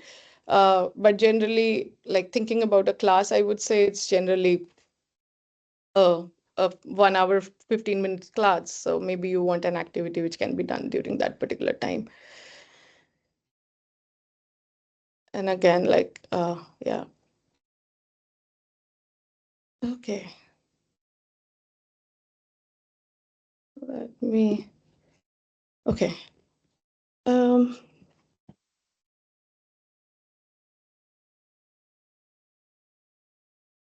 second, I'm so sorry. Yeah, and I think that was my last slide. Yeah. Perfect. Thank you so much. Thank you so much. Question. So we have a ton of resources here through the CILMAR site, looking at mentoring, funding. We have a hub with lesson plans like questions for Dr. Jaiswal. Yeah. Hi, Dr. Jaiswal. Thank you for that. I'm just wondering, how do you train your graduate students for the mentorship roles, whether guiding the undergraduates in research? I think that's a great question. Thank you for that question. I think for the graduate student, what happens is like, I don't directly give undergraduate students to them. What happens is like, once the graduate student chooses a project that they want to work on, right? So we basically work together and set a plan out of that. So we say that, okay, so what knowledge do you have? If you don't have the knowledge, that's fine, because even I come from a field which is very different. Like when I joined as an intercultural research specialist, my PhD was in technology, and I was completely from a different field, right? So basically, I start with the reading. So basically, watching some videos, starting with the readings, and once they get a hold of it, that okay, this is what is the field says, then we go into the problem, right? Then we go into the problem and we try to identify what has been done in the past. And the good thing is like, I just don't rely on them to read. I also ask them to hear some podcasts around that and come up with some ideas about that particular field. And then we genuinely, then the graduate students basically they read a little bit, and then we start focusing on the problem, right? And in that particular case, as I already mentioned, I follow a cognitive apprenticeship model, right? The goal is here to help the graduate student maximum so that they get a fair idea about the problem. And once I see that the person is becoming a little independent, I basically make it a little, like I start giving more tasks to that particular student in that particular case, that, okay, good that you have identified the problem. Now, this is how the data set looks like. Mostly what happens in my case, I already have the data set collected because I am working with multiple faculties on campus. So I already know what was the theoretical background, or maybe how the intervention was designed. So mainly I have that particular data set. And in that case, it becomes a little easier for the student to basically do the analysis. And once that student has worked with me for a semester, in the next semester, I give them the opportunity to do mentorship, because that becomes pretty easier for the student to take over the job, because now they know the field. They have worked with me for a semester to understand that particular field of intercultural competence, and then I will have a similar project. Maybe I was doing a project on study abroad, which was a semester long. So maybe I have an undergraduate student project, which is maybe a short-term study abroad. Now the student already knows the literature, they know the research style, so they can definitely go and guide the student. So in that particular case, again, we sit together and I try to give the opportunity to the graduate student in that case to help undergraduate to identify the problem, like I did when that particular student joined. So any graduate student who starts working with me for a semester or so, they work with me, and then from the next semester onwards, they have an undergraduate student. Sometimes, like this spring, I got a student who was about to graduate, and that particular student was already working in intercultural competence. They they knew the background. So in that particular case, what happened is like they had a good knowledge about it. In that case, I didn't have to wait till that particular moment, and student was pretty confident to take on a undergraduate student. So we just worked that way. It also depends on like who the student is and what is their background. Because for me, like I have my undergraduate students come from ECE, right? They are completely, they don't know anything about intercultural competence. They come from computer science, and since I know machine learning, so we analyze maybe heavy quantitative data sets to answer research questions, which is fine because in a way that's a bevy assessment data, which we can do hierarchical clustering or maybe classification models in order to analyze that data. So it also depends on the competence of the student and the interest of the student on what they want to work on. Right. So yeah, I'm not very picky when it comes to students. So any student who comes to me, I make sure that we train the student. Thank you so much. We're going to turn to our last speaker today for our Power Friday, Dr. Daniel Jones, who is Senior Intercultural Learning Specialist. And Daniel's title is Approaches to Measuring Intercultural Learning. All yours, Dr. Jones. All right, thank you very much. Can everyone hear me okay? Yeah, great. I always like presenting with the College of Education. It's kind of, I consider it a second home. My background, I started my professional career as a junior and senior high school teacher, teaching German as a foreign language. So pedagogy has kind of been my entire career. So thank you all for having me today. So I'm going to be talking about assessment, a little bit about me. As mentioned, I'm a senior intercultural learning specialist, and I run two of our kind of bigger programs within the Center for Intercultural Learning, and that is the SAIL Scholarship Program. This is semester abroad and intercultural learning that we offer to students who are on semester and year-long study abroad programs. They take a course with us online. So I get to practice a little of what I preach in my other program. The other program is faculty and staff training. It's the Intercultural Pedagogy Grant. It's a professional development training specifically for embedding intercultural learning into programs and courses. Really, any situation that faculty or staff wants to incorporate intercultural learning, they can go through our faculty staff training, the IPG. So part of that, I'm sure all of you all can relate to the way that IPG is structured. It centers around backward curriculum design. And of course, one key component of that, once we've selected learning outcomes for our students, is to then figure out how we're going to evaluate and assess that student learning. So just to touch on a few key elements of different assessment types and approaches, we typically focus on the three broad types: summative, formative, and pedagogical assessment. And of course, the first two is what I'll spend most of my time today talking about, different examples of summative and formative assessment. But some other things to consider in how we're approaching assessment, whether it's holistic, using a broad framework. For example, commonly used in intercultural learning is the Intercultural Development Inventory, which broadly assesses intercultural development mindsets.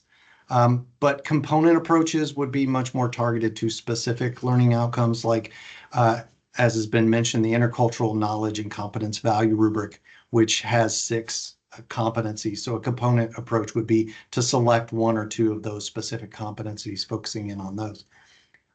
Direct and indirect measures. So most of these that we'll be talking about today are direct measures, but I also want to bring up the, very commonly used and very beneficial approaches, qualitative measures, which are often indirect, where students are being asked about some of the content they've learned in the course, but through that, we're also able to code and find other learning that emerges. And so with that, we have both quantitative and qualitative approaches. And of course, we often encourage program leaders, faculty, and staff to use a mixed methods approach to get a more full and robust picture of their students' learning. So I find this infographic to be particularly useful to understand the 3 different types of assessment. Summative and formative, of course, are highlighted here at the top and the bottom. But there's Daniel, you may need to share. You may need to share your screen. Oh, isn't? I'm sorry. I thought it was. Sorry about that. Let me get that up here. Apologies. Getting ahead of myself. There we go. Okay. Are we seeing the screen now? Yes. Okay, thank you. So this infographic highlights summative and formative, but there's also pedagogical. Most people, when they think of assessment, think of summative assessment. We've provided some instruction, some learning to the students, and we want to measure at the end, did they learn the thing that we wanted them to learn? The formative assessment is much more along the lines of using assessment and kind of an iterative approach to give feedback and also outline paths for improvement or growth. The pedagogical assessment is more using the assessment as part of the learning, where students are working hand in hand with developing their own assessment criteria, and through that learning theoretical frameworks, but also about how they themselves learn and how to best assess themselves. So the students take a much more active role in that. But again, primarily, I'm going to be focusing on these 2 areas, summative and formative assessment, in my examples today. So first, I'm going to talk about the Study Abroad Assessment Initiative, because I know there are a lot of you in the room who are leading study abroad. We've already had Jill talking about her programs that included some study abroad. This new assessment initiative, this is brand new. We piloted it this past year. It is now a requirement for all study abroad programs. So for those of you in the room and online joining us who might be leading study abroad programs in the near future or may be thinking about them soon. Hopefully this will be some useful information and introduction to this new process that we're using for all study abroad programs, departmental programs led by faculty and staff.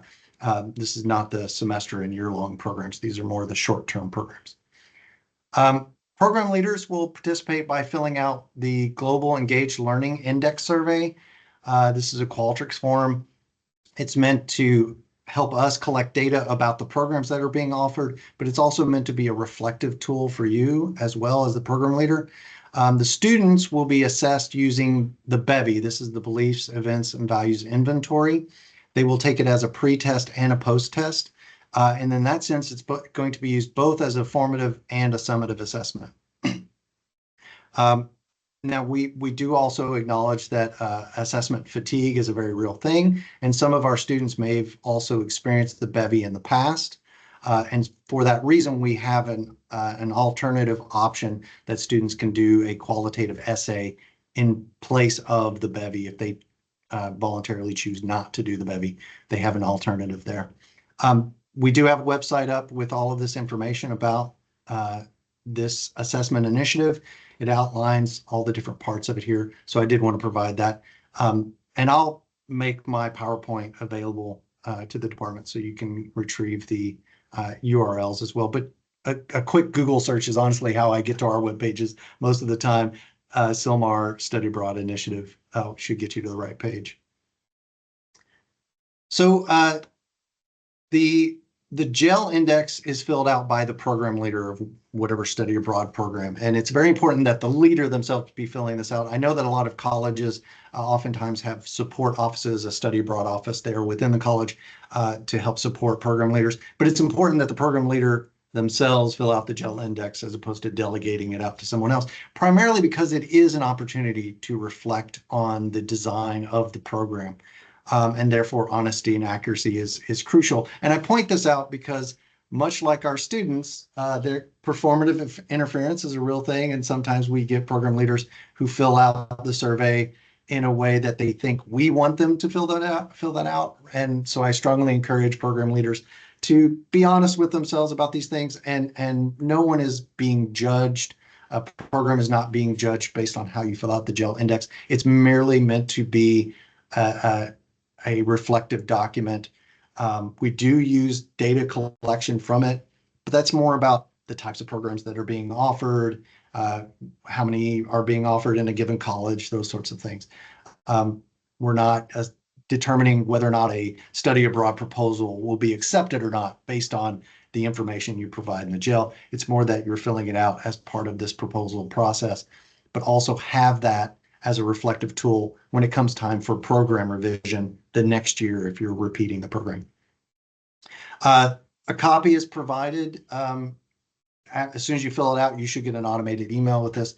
And when you're using it for program revision, after you've led your program and you have your data that you've collected from your program, and you want to look back on your student learning, that's where the GEL really comes into its most valuable use is to look at the outline, what you intended to do, and then what was actually accomplished, and what worked, what didn't, and to help you in facilitating that program revision to improve the program. We do support this at CILMAR. We welcome anyone who wants to request a consultation with us to sit down and look at past study abroad assessment data and learning data, and as well as the GEL together, and think about what are ways we can improve the program, specifically in the area of intercultural learning. And we'll look at the BEVI data, whether you have your own data that you've collected through student artifacts or just the BEVI that all students will be taking. So we're happy to consult on that as well. So just to give you a glimpse of what this is going to be looking at, some questions like how many hours are spent pre-departure, how many weeks will the students be on site in the study abroad location, things of this nature. And then getting into, we've mentioned the intercultural knowledge and competence value rubric. Which of those areas are you going to be focusing on in your intercultural plan for your study abroad? And again, this is meant to help us better understand the program. This is not what we use in the process of approving a program to take place. The bevy is meant to benefit three different kind of stakeholders in study abroad programs. First of all, the program leader, the way we've set it up, we will receive the student names and emails directly from the offices, the study abroad office, so that we can set up the bevy for your students. They will take an anonymized pretest or the qualitative essay prior to their program. This will take place roughly a month before their departure date. And all of this will be accessible to the students directly through their My Study Abroad page. Everything is set up in there. There'll be a link that will take them to their bevy, and they can go and take the bevy directly. And then they will do the same at the end of the program, a few days after the program ends or after they return from study abroad. They'll take the post-test again through their My Study Abroad page. So the program leaders will receive the reports from group reports from their students. So they'll get the pretest data. They'll be able to look at how their students performed and what the bevy is telling them about their students. And then they'll also get that post-test at the end to be able to compare the two in a summative way to see what learning has taken place. So again, the students get access through My Study Abroad. They will get an automated individual report that will tell them basically what their results mean, as well as what they can work on. So that's the formative aspect. It gives them tips and feedback suggestions about how they can develop in different areas that they might want to focus on. And then again, at the end, after the program, they'll again go back to their My Study Abroad page to access the bevy once again as the post-test.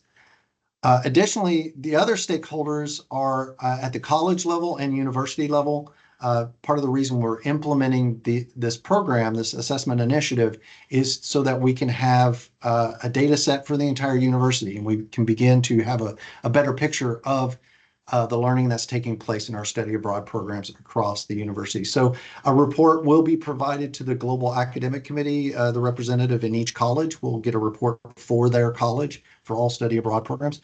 So kind of aggregate data and report there. And an institutional report of meta-analysis for all study abroad programs will be provided each year to both the Vice President of GPP as well as the President, Dr. Chang. So just a quick kind of tour of the bevy and what this looks like and what kind of information you would see. So about the bevy, it's been around for more than 20 years. Basically, the students are responding to authentic statements. A lot of surveys that students will take, they're fabricated. They're created by the test creators. The bevy is actually generated based on actual statements from actual participants over years of studies being conducted. So these are real world statements that they're responding to. Very rich data. There are 17 scales with subgroup comparisons made possible, so it can be broken down according to gender or religion or academic background. There's a lot of different subgroup comparison models that can be used. And basically what we're looking at is how these different groups are similar or different, and what that means as far as how we're going to provide instruction to them or interventions in some of these areas. And of course, we want to acknowledge that we bring our own institutional kind of biases into this, and so that can be discussed as well as part of a consult following this, the use of the bevy. So here are the 17 domains that are measured: negative life events, needs closure. There is a handout that I can provide after today to kind of break down the definition for each of these. And so this is just an example of the aggregate profile for a group. So it's group averages. They're on 100-point scale. So the kind of the degree to which they're responding in each of these domains. And again, when we get into the individual data, as opposed to aggregate, we'll begin to see how the students differ in some of these areas. And one of the ways that's presented is with the decile report. And this is particularly handy following the pretest. The program leader will get this report with the decile representation in here. And this is useful to see where your group differs in kind of dramatic ways in particular areas. So an example of this would be if we look at religious traditionalism, there's a rather large group here over in the first and second percentile. So for this group, this large group of students, religious traditionalism is fairly low for them. They don't feel that religion plays a big role in their lives or in traditionalism in that regard. However, nearly a quarter or a fifth of the students do at a very, very high rate. So the usefulness here is to understand that this is a potential area of conflict. So this may be something that the program leader may want to either avoid or try to find constructive ways to bring these two groups of students together to have a meaningful conversation that will help maybe diffuse some potential conflict areas. So this is one way that the bevy can be particularly useful with the decile report, looking at the differences between students, but also understanding where students are very similar. This would help us understand areas that we may want to focus and target as part of a learning outcome or not. So this group of students is already generally very high in global resonance. So this is maybe not something we need to spend a lot of time on. We can maybe focus our attention on other areas where the group is maybe needing some more support, like self-certitude, for example, or basic determinism. As I mentioned, this can be broken down into subgroups.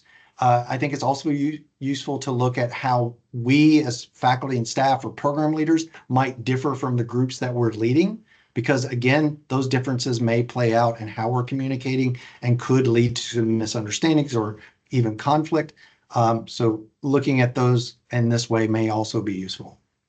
So we can break it down by the different groups that are within or subgroups within our broader group, or even looking at gender differences, political orientation. I also want to mention that for anyone who's leading a study abroad program, because we're requiring every program to use the bevy, this is an assessment that is taking place specifically for and as a requirement of leading a study abroad.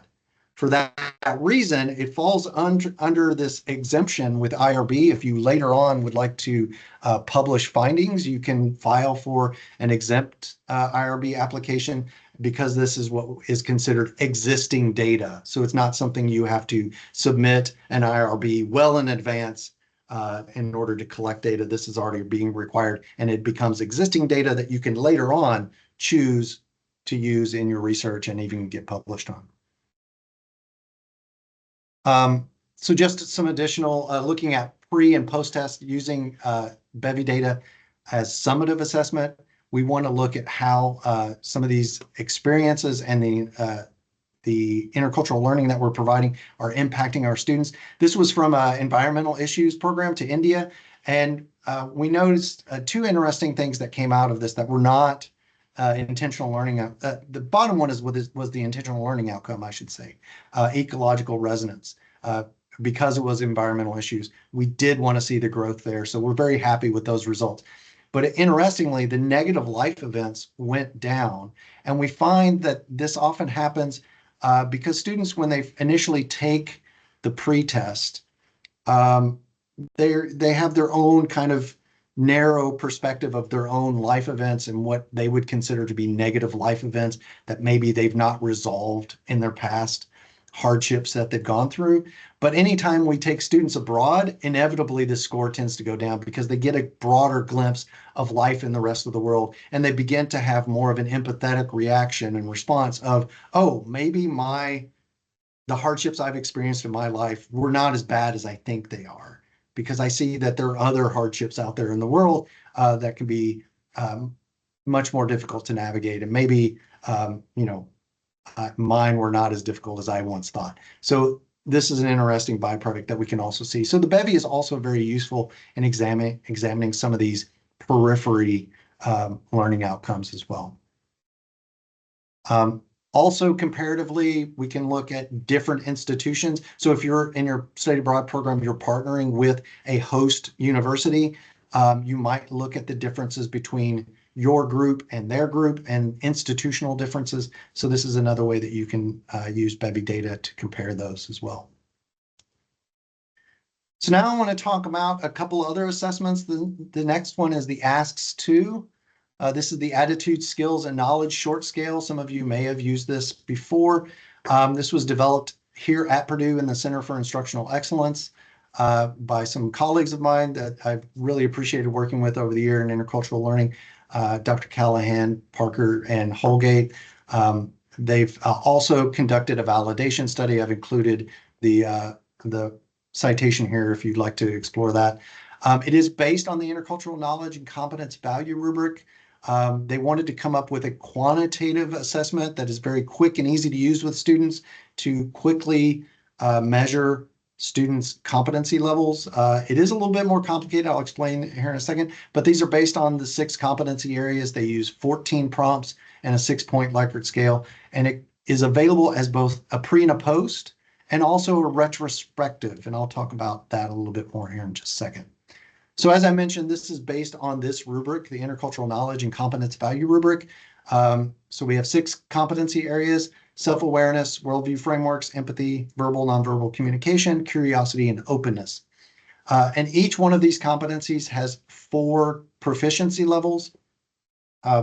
And typically what we do with students is we walk them through 1 or 2 of these competency areas, maybe the specific learning outcomes that we've chosen for them in our study abroad program or in our course.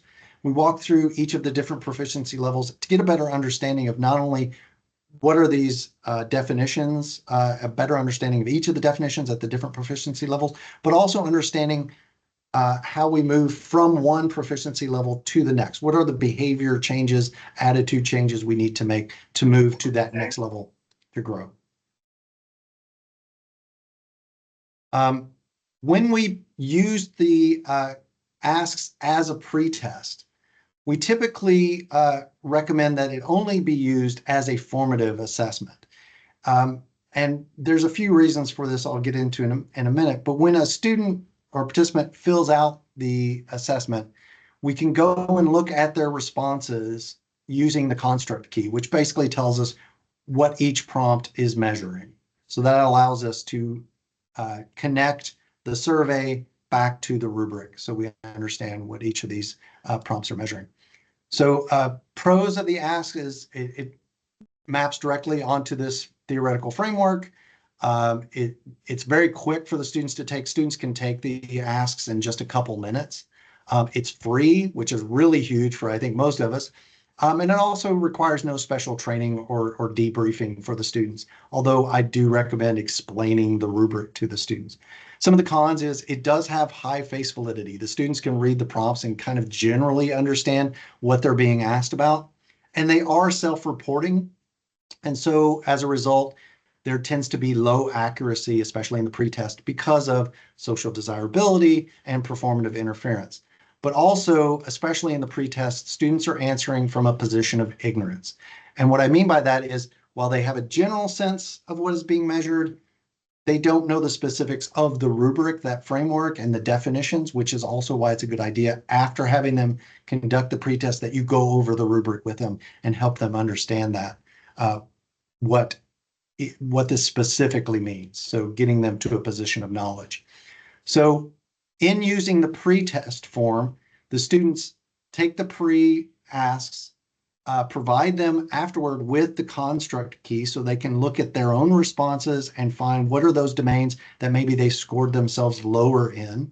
So while the particular Likert scale number they've selected is largely inflated and not accurate to where they are, relative to one another, they are saying in some way, oh, that I feel pretty confident in these areas, but maybe this is an area that I recognize I need to work on. So the construct key can help them identify what those specific proficiency or those specific competencies are.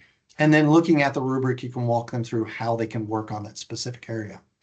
Then at the end of your program, at the end of your study abroad or your course, we recommend the post-retro-pre model, which is they take the post just as any other post test. They've gone through the intervention, the course, the study abroad, and they're filling out the survey based on where they are after that intervention. but then immediately after filling out the post, they should take the retro pre. And the only difference between each of these versions is the introductory prompt. And that is the pretest is before you begin this experience, fill out the 14 prompts, and the post is after the experience. The retro pre is asking them, think back to who you were before you started this program and rank your past self. And that's the retro pre. And we tend to see much more accurate responses, especially because now they're much more familiar with the rubric. They've gone through some intercultural learning, and they now are familiar with the framework and understand how to rank themselves. But they also just filled out the post, and they generally recognize that they have learned something. So they must have been lower at the start, and you get a more accurate picture of where they were at the beginning and where they are now at the end with the pre and a post. So this is the approach we generally recommend when using the asks too. So this final assessment I want to talk about, and I do want to note we're coming up against 12. Do I need to have a hard stop at 12, or should I continue on? Hard stop.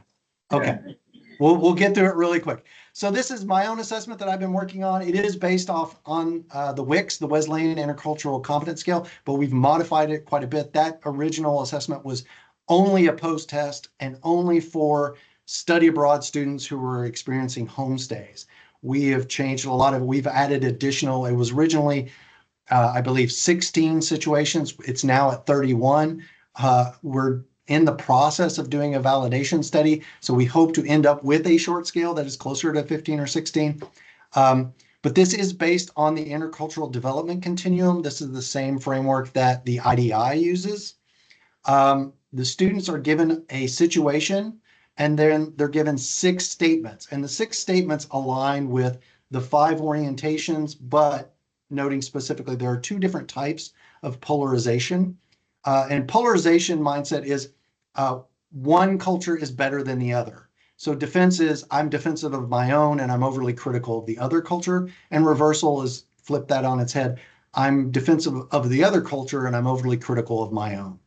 So we have 2 different scores for that one. And therefore we get 6 statements that the students are responding to that align with each of these.